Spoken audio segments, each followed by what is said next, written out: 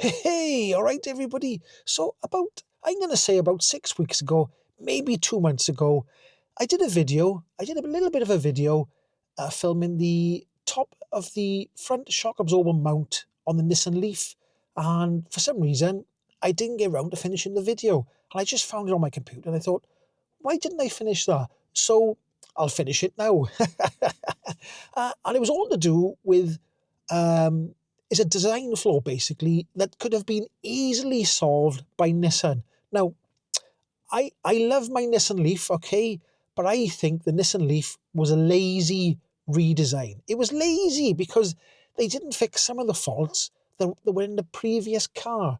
So before I roll the footage, I thought I'd just go through a few things that I thought were lazy, including this top mount thing, which could have been solved quite easily with just a piece of round plastic or whatever it is to put on top of the shock mount. And you know what I mean. If you've seen it before, you know what I mean. And when I show you, you'll know what I mean. Right? But it seems to me that Nissan, they changed the look of the car for me is much better than the first generation. The interior looks better than the first generation, but it was still a lazy design. And what I mean by lazy design is the boot. Now, the boot is, out of all the cars I've owned, I think this boot is one of the worst. And it's only trivial, but I'll tell you what, I'll get a camera. Let's grab the camera and go to the boot, and I'll show you what I mean. So let's go out of there. I don't know, it's stopped raining, haven't it? Yeah, it's stopped raining. So let's go to the boot, and I'll just explain why I think is a bad design. And you can say in the comment section if it is a bad design, or I'm just being a little bit too whingy and whiny. So let's go to the boot. This is the worst thing for me for the Nissan Leaf is the boot. It's a big boot, but the shape of it makes it sort of, a lot of it's unusable, and they made it even worse with this one. I'll show you why. Let me stop waffling. Let's go to the blinking boot. Right, let's go to the boot.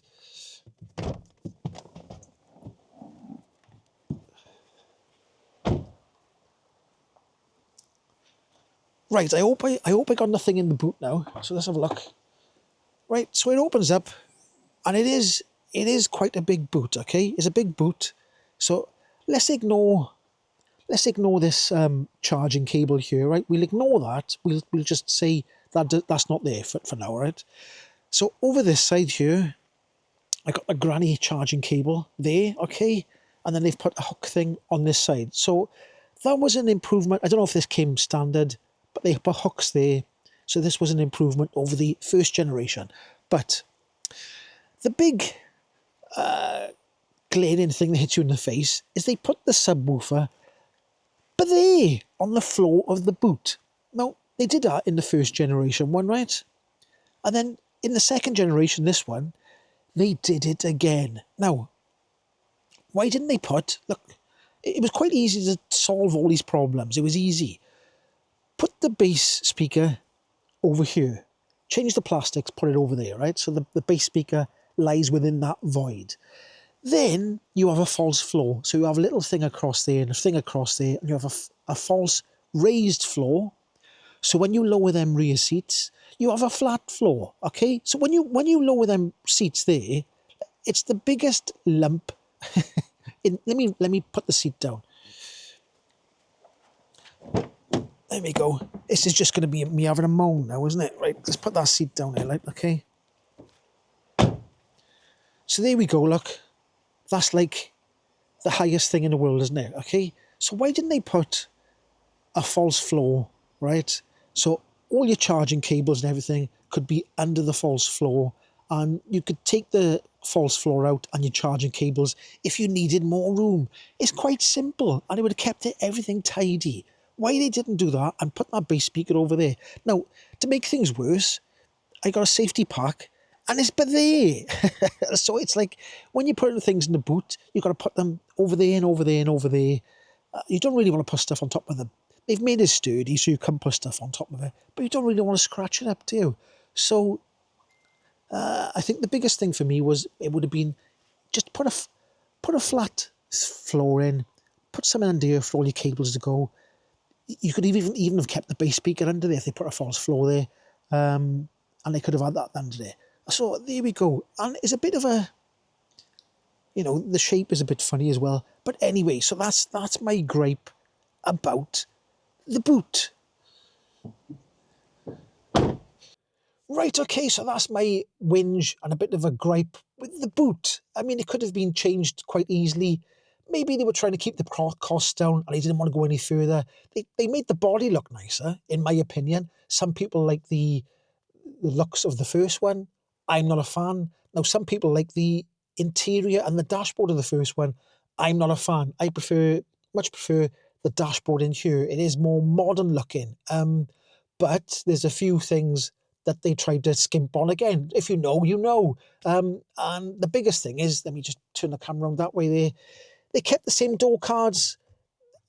Now, Nissan, by 2018, I think this came out in 2018, this car. By 2018, they had cars with much more modern switch gear for the electric window switches. But they kept the old one. They're trying to save money, so they kept exactly the same door cards, the same door. I think the front door is exactly the same. The rear door, same door card, but the outside skin is slightly different. So they kept these, and look, they're not even lit up, these ones, look, see? So it's just, come on.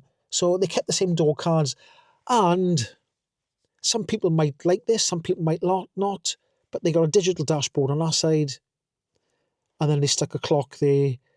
Why didn't they just continue the whole dashboard to be digital? So there we go. That's minor gripes. That's the only things I think that get on my nerves. Is there anything else? It's nothing else. I like the car. I do like the car. Don't get me wrong. I do like this car a lot. But if they changed the boot a little bit, done that to make it a little bit better, and also they could have given it new door cards. It was a new generation Leaf. Don't keep the old stuff. And also, there is something else as well. By 2018, they really should have changed from, I can see the camera's rocking by there. I don't know if that's showing up on video. Anyway, they could have changed the CHAdeMO to CCS. See, I'm waffling. So they could have changed the CHAdeMO. Oh, CHAdeMO. They could have changed the CHAdeMO they could have changed it to CCS. That's basically what I'm trying to say. Why did they make that so complicated? Let me try and stop this camera from rocking back and forth. Right, that's better. Every time I'm moving, the camera's moving. I got to teeter in on the thing. So they could have changed it at 2018 to CCS, but they stuck with the CHAdeMO. Now, my daughter's original Nissan Leaf has only got the 3.3 kilowatt hour charging, and it's got a Type 1 charger. So when she charges at home, she can only get 3.3 kilowatts, whereas this one's got a Type 2 charger, and it can get 6.6 kilowatts.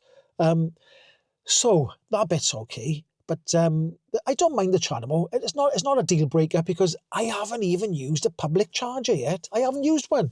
After 3.5 months of riding around or driving around in a Nissan Leaf. I haven't used a public charger.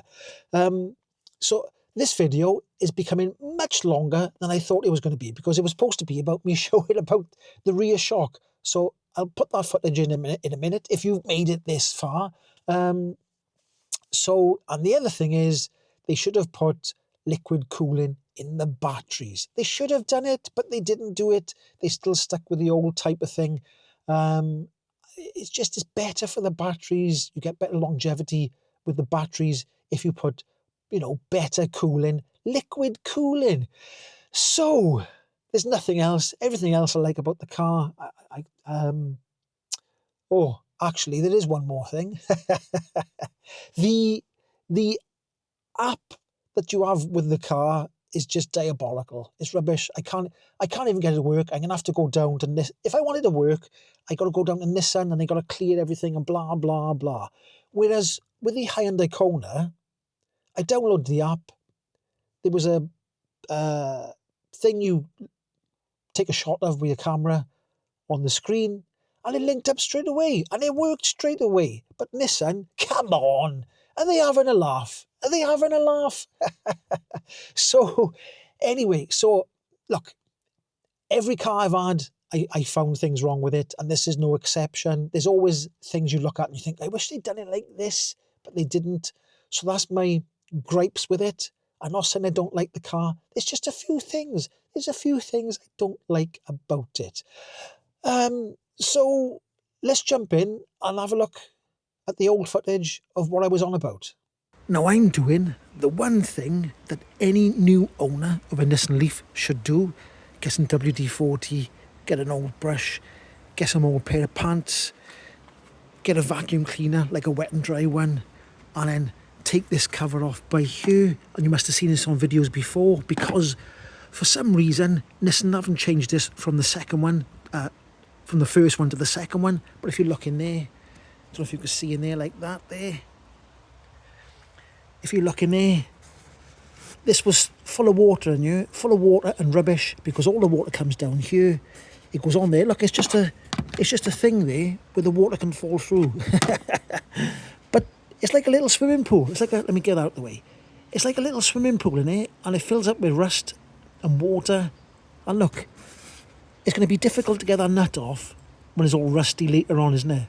So I'm going to clean it out the best I can now with some WD-40 and a brush. And an old pair of pants, really old pair of pants, I should say.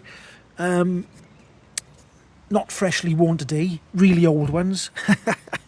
And I'm going to clean this out. Now this side, for some reason, this side doesn't suffer as much. I don't know why, but this side, look. That side seems to be okay, but it always seems to be this driver's side seems to be the worst offending article. And that was full of manky water. Anyway, there's some stuff down there as well I can vacuum out. I can see right down there some rubbish down there. I mean, really, I should take this whole scuttle panel off and clean it all out in there. Maybe I might do that another day. But anyway, you can buy caps to put on here as well. But I don't know why Nissan didn't put caps on themselves to save people a lot of headaches later on. Anyway, that was just a quick video showing me trying to clean up that mess. Now, for some reason, I didn't finish that video off. I just sort of ended it without any conclusion. Now, that was filmed about 6 weeks ago. Now, if I look back in there now, I don't know if you can see that there, look. We can see water dripping down into it. It's filled up with water again. So, it's a really bad design. Why didn't it come with, why didn't that come with a cap on it or something from the factory? Now, I don't know if the other side is the other side filled up with water? Let's have a look. Let's just check the other side. By here, it must be water in that one as well, surely. So look. Look. There's no water in that one, look. That one's completely dry. So I don't know what the difference is. I don't know why that is. But that one's dry as a bone. And this one over here is completely full of water. So, now when I cleaned that one out in the last video, I filled that up with copper grease. But it looks like it's sort of washing the copper grease away. So it's not very good design. No, I did go on eBay and buy caps to go over them, but they didn't fit. Now, when I look back at that footage, and the left shock was nice, clean and tidy, and the right shock is all rusty, and then I took another video today, and the driver's side is full of water, and the passenger side is dry as a bone. It's a bit strange, isn't it? And that's why the passenger side isn't all rusted up, because they've designed that one so it looks like it just drips down straight into the actual top of the shock absorber. And they knew that fault existed on the Gen 1. So why didn't they put a cap on the Gen 2? Come on.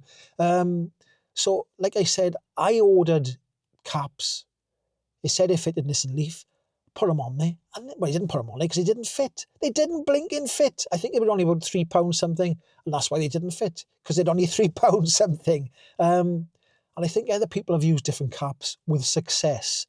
So there are, you can get caps relatively cheap to put on there, but there should have been a cap on there in the first place.